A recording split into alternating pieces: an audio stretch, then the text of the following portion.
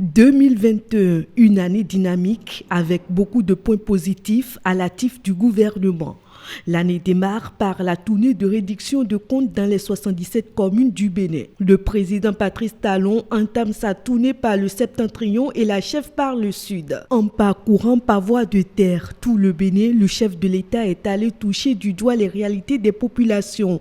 Et dans toutes les communes visitées, il est porté en triomphe. Toujours sur le plan social, le gouvernement a tenu sa promesse de relogement des pêcheurs déguerpis dans le cadre du projet de modernisation de la cité commerciale et administrative de Ganri. Chaque ménage relogé a reçu un chèque de 5 millions de francs CFA et une parcelle de 200 mètres carrés avec titre foncier. Près de 368 ménages sont dédommagés et relogés sur un domaine de 16 hectares.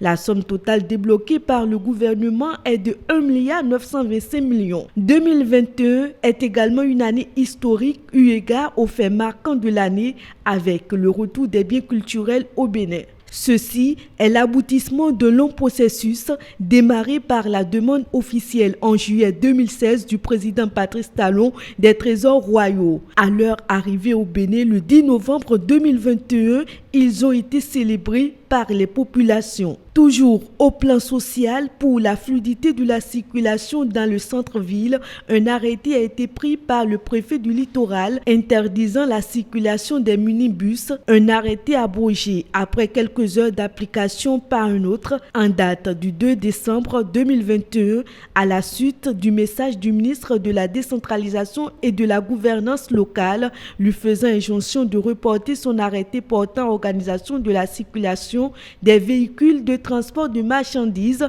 et des usagers en direction du marché d'Antokpa. Une décision qui a fait jubiler les usagers du marché d'Antokpa et les utilisateurs de ces moyens de transport. Parlant de la modernisation des villes du Bénin, les travaux évoluent à grande échelle avec la construction de marchés modernes dans les villes secondaires. Certains travaux sont déjà achevés et les besoins en nombre de places de vente à reloger par marché recensé est satisfait. L'actualité de l'année est également marquée par l'incarcération des opposants Joël Aïvo et Rikiat Madougou, condamnés dans 2 procédures différentes pour blanchiment de capitaux et atteinte à la sûreté de l'État et financement du terrorisme. Ils sont jugés le 6 décembre et le 10 décembre à 10 et 20 ans de réclusion criminelle avec 50 millions d'amende.